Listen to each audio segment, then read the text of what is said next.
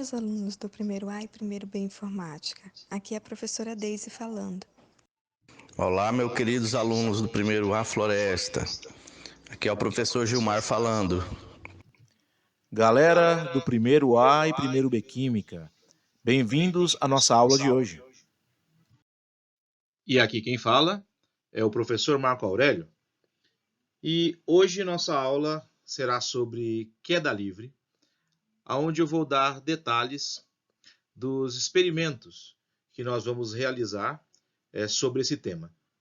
Tá? Então vou mostrar para vocês quais seriam os procedimentos, que vamos usar para essa aula prática, um equipamento muito bom. E é muito bom vocês prestarem atenção para a gente ter um bom desempenho na aula prática, ok? Vamos lá. Antes de mais nada, eu acho bom a gente fazer uma breve recordação sobre o que é queda livre. Bom, o que você entende por queda livre, né? Vamos pensar primeiro como era a ideia de um corpo que está caindo de uma certa altura em relação ao solo. Vamos agora colocar frente a frente Aristóteles contra Galileu Galilei. Galileu Galilei e Aristóteles não são contemporâneos, só que você já deve ter ouvido falar dos dois. Vamos ver qual era a ideia de Aristóteles em relação a isso. Bom, o Aristóteles dizia que se um objeto pesado sempre caía mais rápido do que um mais leve. Sempre, em toda circunstância.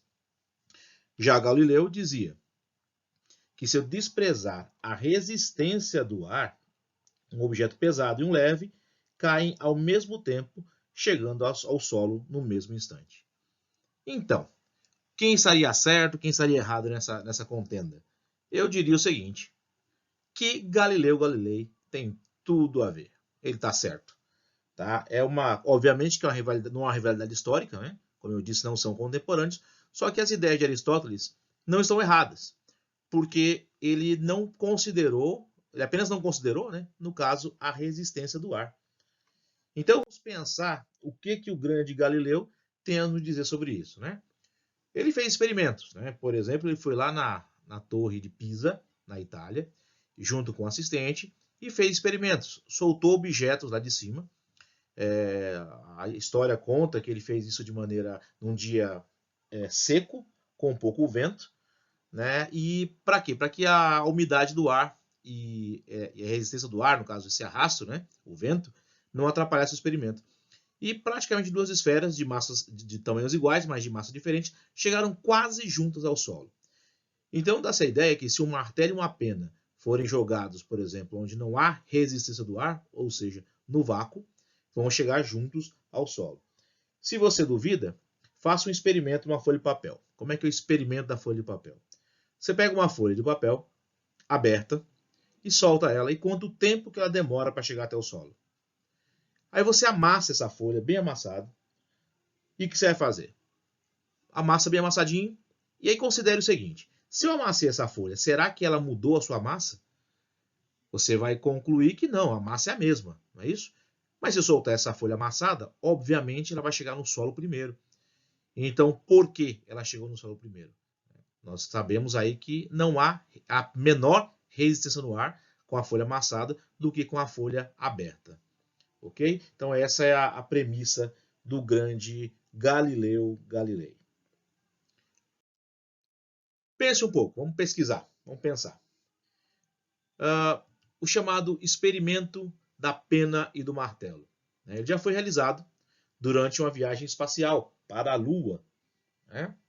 E aí, bom, se for procurar quando ele foi realizado, como foi realizado, quem o realizou, qual a importância do experimento, como foi a repercussão na mídia. E vou mostrar para vocês agora, esse experimento ele foi realizado mesmo no espaço. Dá uma olhadinha. Então, no ano de 1971, esse gifzinho eu vou mostrar para vocês, o astronauta Dave Scott, na missão do Apollo 15 na Lua, ele soltou uma pena e um martelo, e eles chegaram ao solo ao mesmo tempo. Como nós já vimos, a aceleração da gravidade lunar é bem menor que da Terra, então ele cai mais ou menos aí em câmera lenta. Então vocês conseguiram perceber que a pena e a pluma, no caso a pena aí, na pena de águia e o martelo chegavam juntos ao solo. Claro que faltava uma outra demonstração dessa? Então vamos fazer uma demonstração diferente, uma bola de boliche e uma pena. Será que uma bola de boliche e uma pena, quem chega primeiro se eu desprezar a resistência do ar? Então, esse experimento aí é mais recente. Ele foi feito na Space Power Facility, em Ohio, nos Estados Unidos. É simplesmente a maior câmara de vácuo do mundo. Então eles retiraram todo o ar dessa câmara gigantesca, e aí soltaram uma pluma, e uma bola de boliche. Caíram em cima de um recipiente com areia, com argila, na verdade, e a gente consegue perceber claramente que eles chegaram ao mesmo tempo praticamente aí. Ok? Então isso comprovou, isso mostrou mais uma vez a questão de Galileu Galilei estar certo em relação à queda dos corpos. Então, o que vem a ser a queda livre? Se eu abandono um corpo na superfície de um astro, então vamos pensar aqui na nossa Terra, e vamos desprezar a resistência do ar, podemos observar que esse corpo ele sofre uma aceleração constante. Vamos chamar a aceleração de aceleração da gravidade, representada pela letra G. Então, tá aí o carinha pulando de paraquedas, e essa força que atrai todo mundo para a Terra. Vamos ver mais detalhes disso lá quando estudarmos gravitação. Na superfície terrestre, em média, essa aceleração gravitacional tem um valor de 9,81 metros por segundo ao quadrado. Essa é uma grandeza, o valor médio da aceleração gravitacional na superfície terrestre. Se a gente comparar com outros planetas, outros astros, nós temos Plutão, que não é mais um planeta, com 0,62, a Lua com 1,62. E aí você percebe por que lá no experimento, com a pena e o martelo na Lua, caiu devagarzinho, Parece que na Lua todo mundo está andando bem devagar, porque a questão da aceleração gravitacional é bem menor que na Terra. Aí vocês comparam com vários, Inclusive com o gigante Júpiter, o gigante Júpiter, que é 24,79. É uma gravidade absurda. Bom, quais são as equações dessa queda livre? Vamos pensar o seguinte, vamos chamar de H a altura, T o tempo de queda, G a aceleração da gravidade e V a velocidade final. Nós já sabemos que se trata de movimento variado, movimento retilíneo uniformemente variado. Portanto, as equações são as mesmas equações do movimento retilíneo uniformemente variado que já vimos. A primeira equação, a chamada função horária da velocidade, a gente pode adaptar para o movimento de queda livre, aonde eu vou considerar o V0 como zero, a velocidade inicial como sendo zero, porque ele parte do repouso. Mais tarde vocês vão ver em lançamento vertical para baixo, que aí se eu jogo para baixo, eu tenho a velocidade inicial. Aqui no caso eu não tenho velocidade inicial. E esse A, vamos chamar de G, porque é a aceleração da gravidade. Portanto, eu adapto a minha equação da minha função horária da velocidade para a função horária da velocidade na queda livre. V igual a GT. É uma equação mais para decorar, para memorizar, professor, para entender. Você não precisa. Você pode jogar na própria equação do MR e o V e fazer adaptações se quiser. Se não quiser também é só colocar os dados. Eu já coloquei para vocês para ficar mais fácil de entender. Do mesmo jeito, a função horária das posições, onde esse S é o H, que é a altura. A posição inicial, eu vou dizer que é o zero, porque é o início da trajetória. Não percorreu altura nenhuma ainda, relativa ao solo. Também minha velocidade inicial é zero, porque ele parte do repouso. E o A aceleração é a própria gravidade. A adaptação, então, H é igual a GT ao quadrado sobre 2. E se eu não disponho do tempo, eu posso usar a equação de Torricelli adaptada para a queda livre. Como seria? Minha velocidade inicial é zero, porque parte do repouso. Meu A é o G e meu ΔS é o H, a altura que o corpo está. Então, adaptando, eu tenho a equação de Torricelli adaptada para o estudo da queda livre. Beleza? Então, vejamos agora o nosso experimento, o procedimento para isso, nossos objetivos, onde quer chegar e tudo mais. Então, aí está. Esse equipamento que vocês estão vendo na foto, ele é um equipamento de queda livre da marca ASEEB, uma marca que fornece o material para o IFRO, mediante contrato, obviamente. mas é um material fantástico, ele nos dá uma ideia muito interessante, aí eu vou mostrar para vocês cada parte desse equipamento. O que está mais velho no nosso laboratório é o cestinho coletor, que todo ano ele fura, a gente já cansou de costurar, agora a gente remenda com fita crepe. Você pode perceber a gambiarrazinha. Esse coletor parece um cesto, parece um negocinho de coar café, né? Um coador de café aí. Então, o objetivo da nossa aula prática. Primeiro, determinar experimentalmente a aceleração da gravidade e observar as principais características da queda livre. Esse é um dos nossos objetivos. Para isso, olha só. Olha o vídeo aí que nós demonstramos para vocês. Precisamos de quê? Nós precisamos de um tripé de ferro com sapatas niveladoras. Ele tem umas sapatilhazinhas, umas basezinhas que a gente pode nivelar. Inclusive, quando eu faço a configuração, quando a gente faz lá a configuração do aparelho, a gente sai com um nível verificando se está nivelado mesmo. Uma haste de metal e um saquinho coletor. Então, beleza, ali está o tripé de ferro, com os niveladores. A haste de metal estão vendo aí também. E o saquinho coletor, que não é um mistério nenhum, Como eu disse, parece aí um coador de café daqueles aqueles mais antigos. Bom, isso aí que nós temos ali é um eletroímã, e os sensores fotoelétricos. Então, essa primeira parte aqui é o sensor. A gente usa dois, um nessa posição e outro mais abaixo. Ele vai registrar o exato instante em que alguma coisa passa por ele. Então ele funciona o seguinte, quando alguma coisa passa por ele, o sinal é interrompido, então o sensor acusa. E nós também temos ali o eletroímã, que está ligado ali à rede elétrica, ligado ao multímetro, a um aparelho, que a gente consegue controlar essa liberação da esfera, então uma esfera de metal, que vai ficar presa ao eletroímã. E quando a gente aciona o que nós chamamos de cronômetro digital multifunções, ele libera a esfera que vai cair.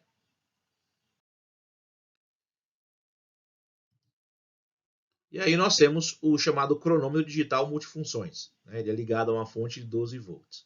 Já vou explicar para vocês o que é cada função dele ali. Essa geralmente é a tela inicial, o professor já vai deixar ele configurado certinho nessa tela. E aí, a partir daí que a gente começa a fazer os nossos experimentos. Esse multímetro, esse cronômetro digital multifunções, ele serve para isso. Vamos precisar também de duas esferas de tamanhos diferentes e uma trena, que eu vou mostrar para vocês agora. Olha aí. Tá aí as duas esferas, de tamanhos diferentes. Consequentemente, elas têm massas diferentes.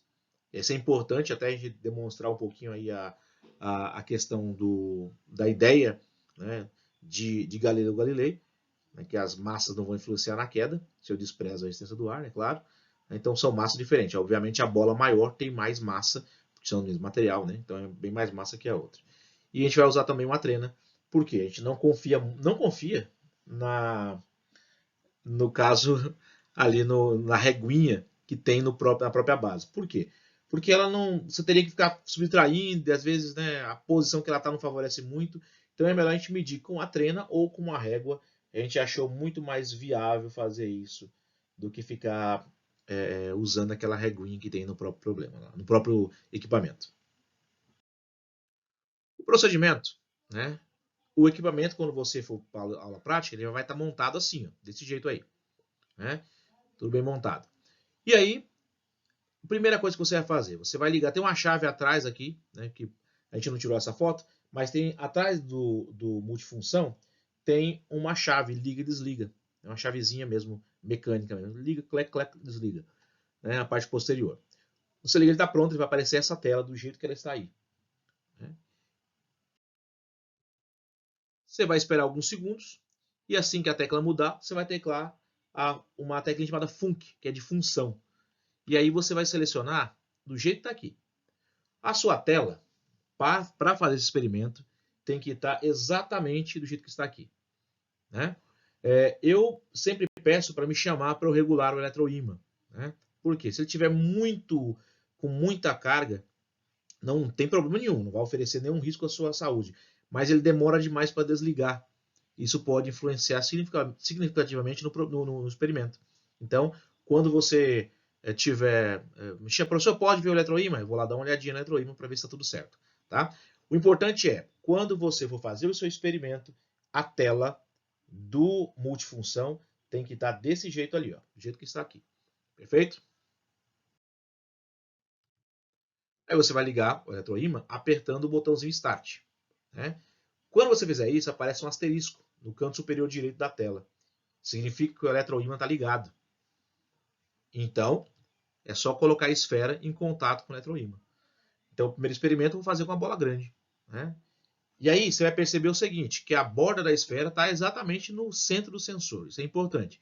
Isso vai garantir que, para o nosso experimento, nós tenhamos uma velocidade inicial igual a zero. Ele não vai passar pelo sensor já com velocidade. Ok? Então, o que você vai fazer agora? Você vai pegar a sua trena, você vai ajustar o sensor, o primeiro sensor, né, a 20 centímetros abaixo. De que jeito? Né? Você pega a esfera, da borda da esfera até o segundo sensor, mede, até o centro dele, mede 20 centímetros. Né? Usando aí o chamado 0,2 metros, a gente vai fazer a conversão depois para os cálculos. Entendeu? Então, tem lá a esfera, da borda da esfera até o centro do segundo sensor. Então, lá em cima está o primeiro sensor, lá embaixo está o segundo sensor. Aí na foto, ele está sem a esfera. Né? Mas geralmente a gente põe com a esfera, né, até o centro do segundo sensor. Então, desse jeito, ele está pronto para o experimento. Né? Desse jeito, você pode já partir para a próxima fase. Você vai clicar o Start para desligar o eletroímã, né? E aí, dessa forma, libera a esfera, conforme você vai ver no vídeo que eu vou mostrar para você agora.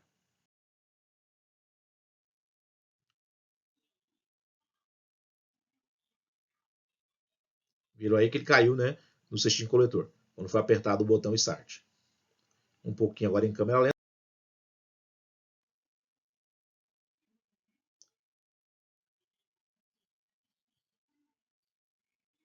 É bem interessante, né? Quando você aperta o botão Start, ele libera.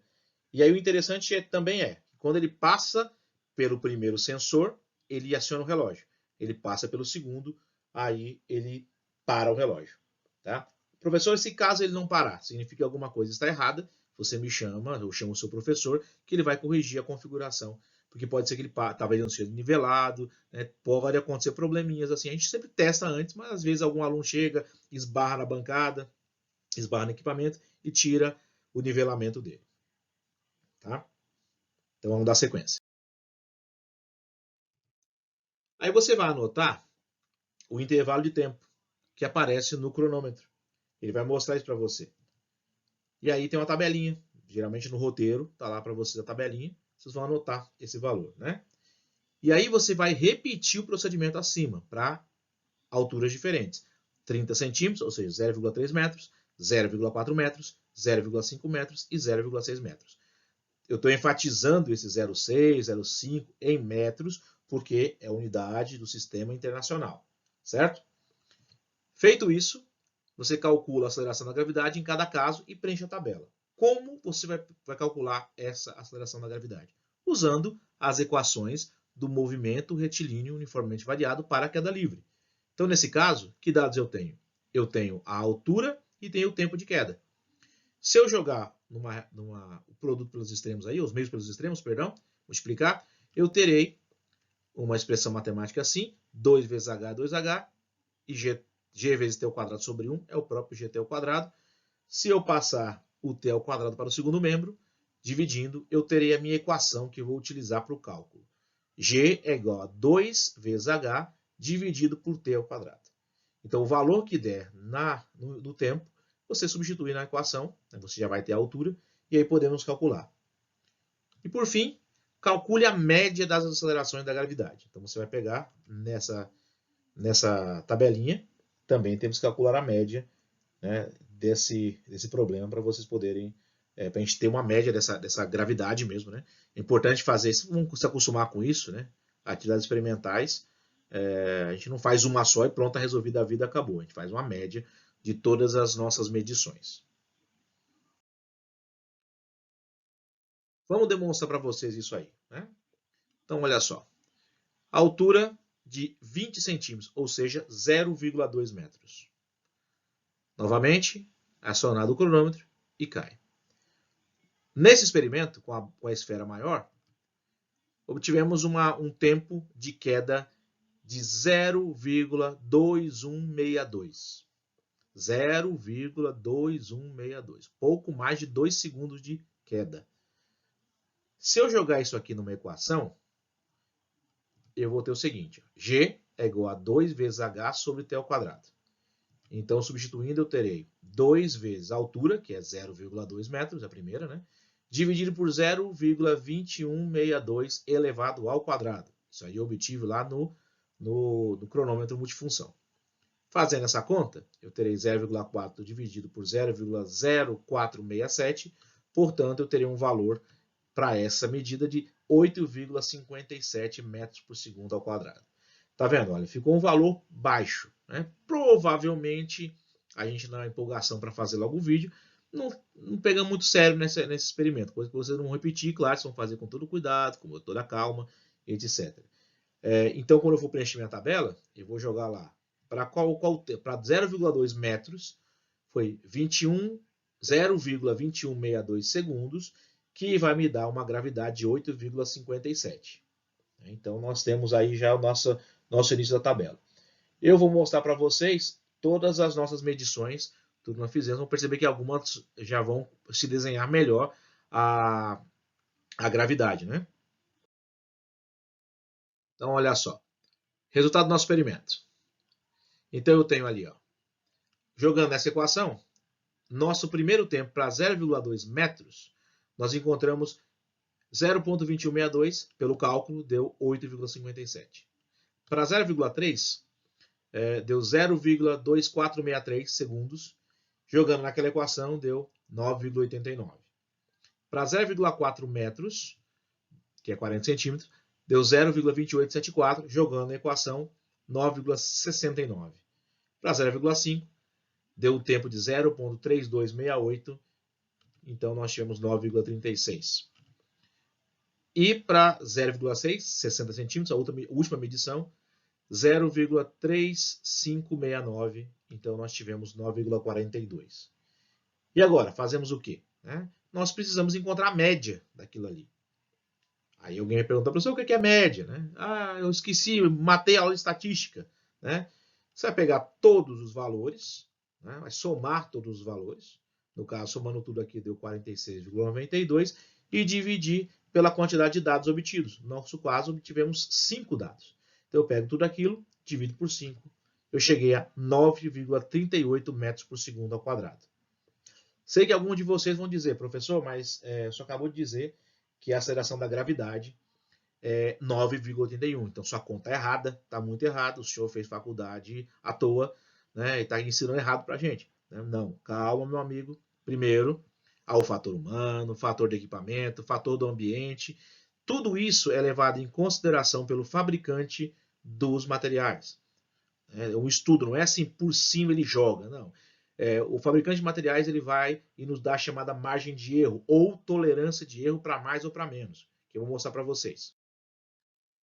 Então, o que se considera, o que se estuda nisso? Considerando a tolerância de erro, indicada, admitida de 6% para mais ou para menos, nós podemos dizer se o experimento foi satisfatório ou não. E aí tem outras coisas que ele está pedindo para a gente analisar. Vamos com calma, vamos um por um, começando aqui por esse primeiro.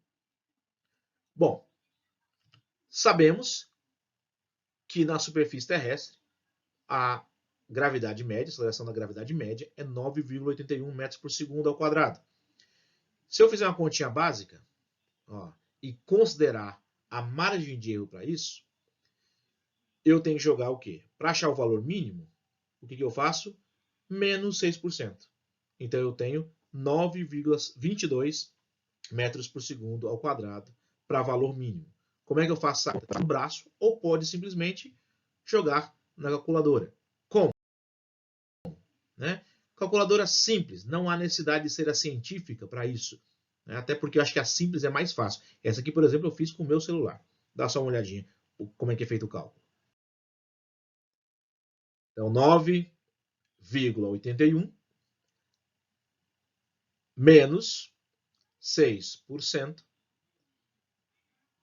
dá o valor de 9,2214. Arredondei para 9,22. Certo? Então, se eu tenho um valor de referência e quero ter uma margem de erro, eu jogo menos 6%, no caso que era o nosso caso, menos 6%, eu tenho o valor mínimo que pode ser tolerado para o experimento. Então, se você estiver fazendo um experimento e ele der um pouquinho mais que esse, né, tá valendo. Até o 9,22 está valendo. Menos que isso, alguma coisa você errou pelo caminho. Então, se tem um valor mínimo, tem que ter um valor máximo, mais 6%. Não é isso? Mais 6%. Mais 6%, se você fizer uma continha básica, vai dar 10,39, como valor máximo. Novamente, você joga isso aí numa calculadora, que ela te resolve. Vamos ver como é que eu fiz na calculadora do meu celular.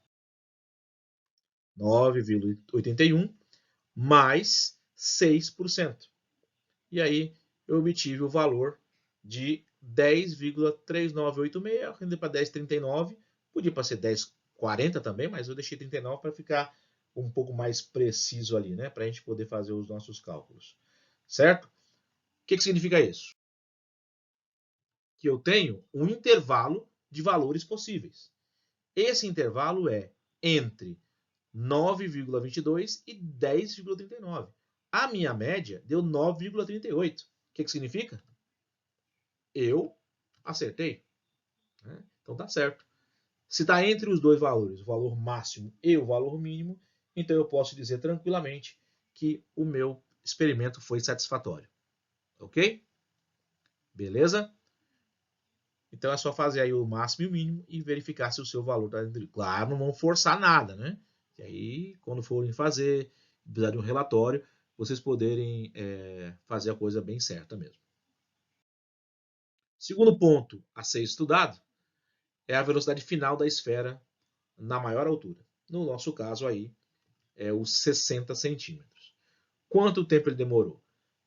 0,3569. Né? E aí nós tivemos, eu vou usar a gravidade para isso, sendo os 9,38, porque aí eu já tenho um valor, né, mais preciso, o valor que eu vou usar realmente, perdão, vou usar o 9,42, que é o valor, a gravidade obtida nele. Jogar na equação, né? Velocidade igual a g vezes t. Pode ser essa equação? Pode. Eu tenho o tempo, tenho a gravidade. Então, jogo gravidade vezes tempo, eu acho 3,36.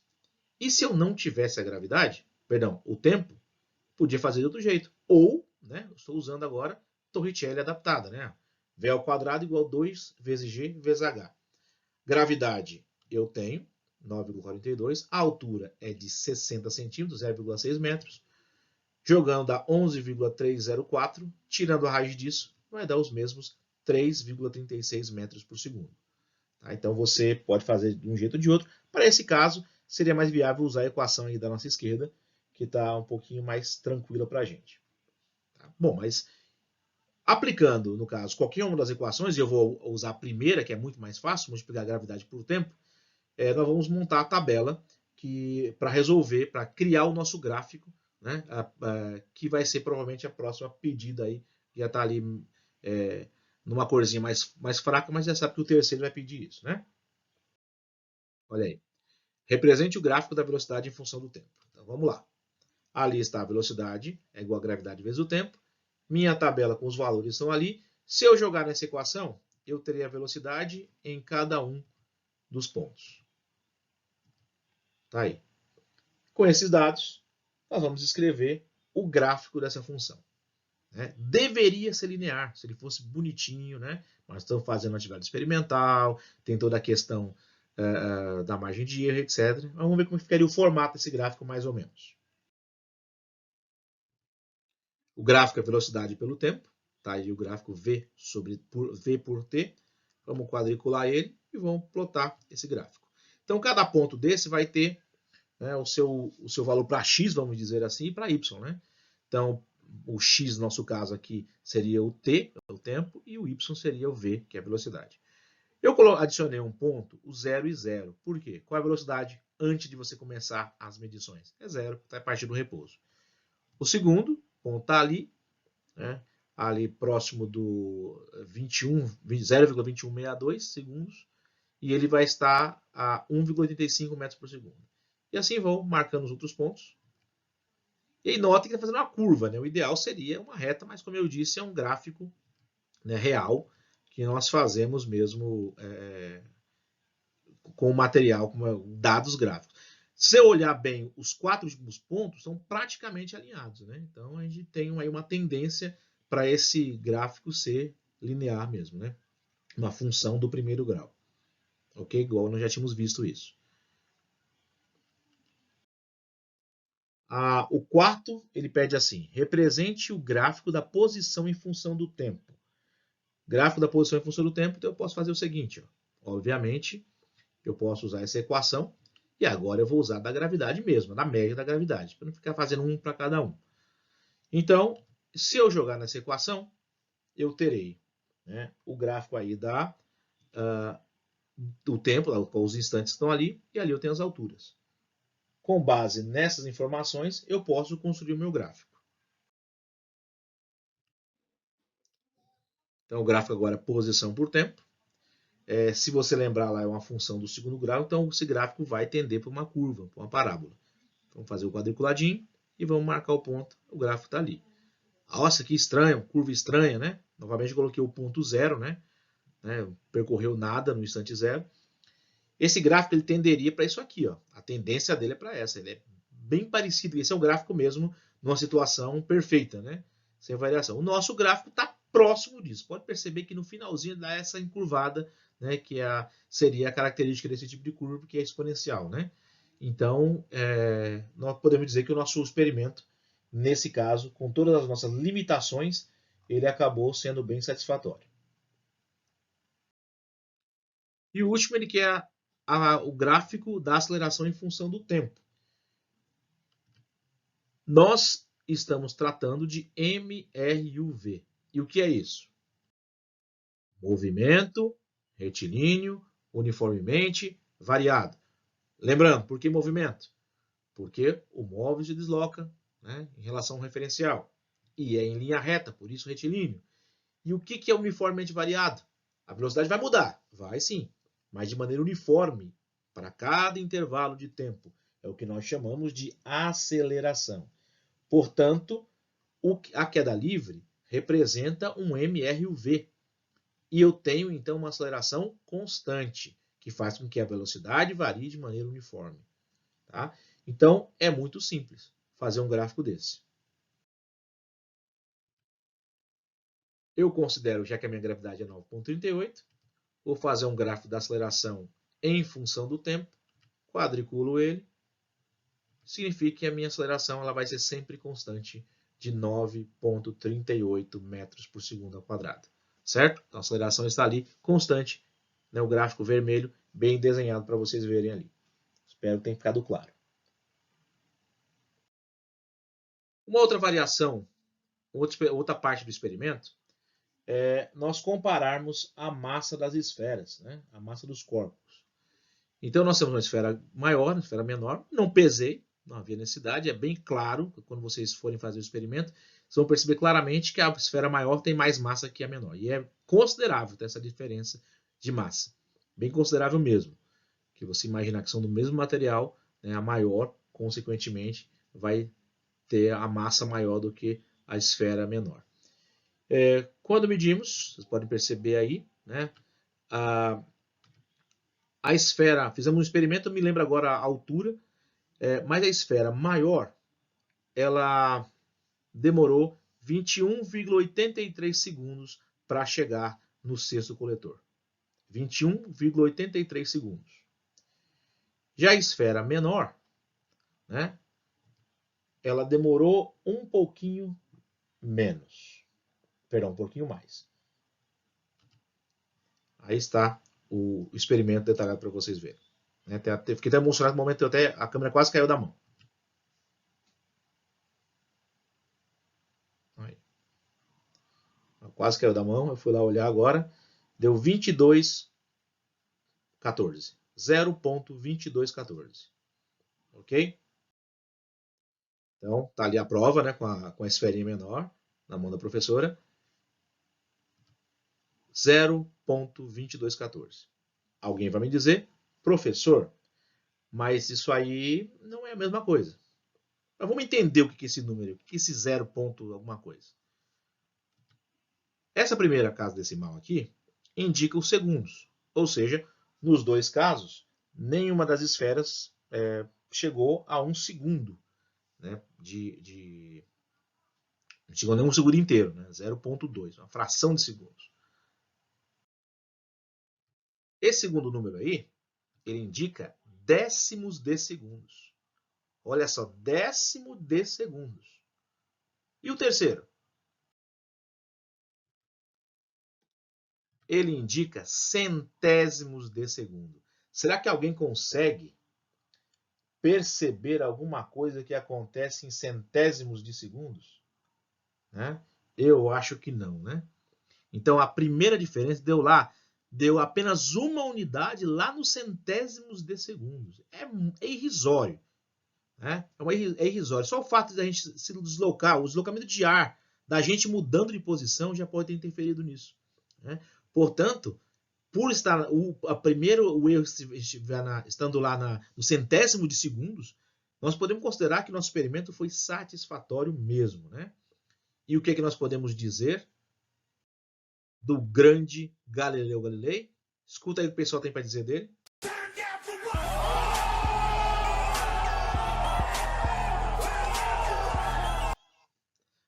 Galileu é zica mesmo, né, gente? Pois é, pessoal. Obrigado pela atenção. Né? Espero que tenha ficado bem claro para vocês essa questão da nossa aula virtual, né? Explicando para vocês como é a queda livre. E aí, claro, nessa nossa época, o que está acontecendo? Né? Quem for ver esse vídeo no futuro, nós estamos suspensão das aulas em virtude do Covid-19, né? O coronavírus, essa pandemia que está tomando conta. Então, claro, que a gente agradece pela atenção, mas se cuide, né? Fique em casa, higienize bem as mãos, evita o contato corporal, mas não pode parar. Então, organize o horário de estudos e lazer, leia algum livro, assista um filme, uma série para distrair a mente. Não se pode se alienar, tem que ver o que está acontecendo no mundo, mas também não fica só nisso. Vai descansar, vai conversar com a família, vai ler um livro, vai conversar com os amigos pelas redes sociais, né? E assista filmes, livros, leia livros, séries, bata papo, certo? Abraço virtual a todos vocês, espero que a gente volte em breve para poder dar um abraço mesmo em todos vocês, ok? Obrigado pela atenção e até a próxima.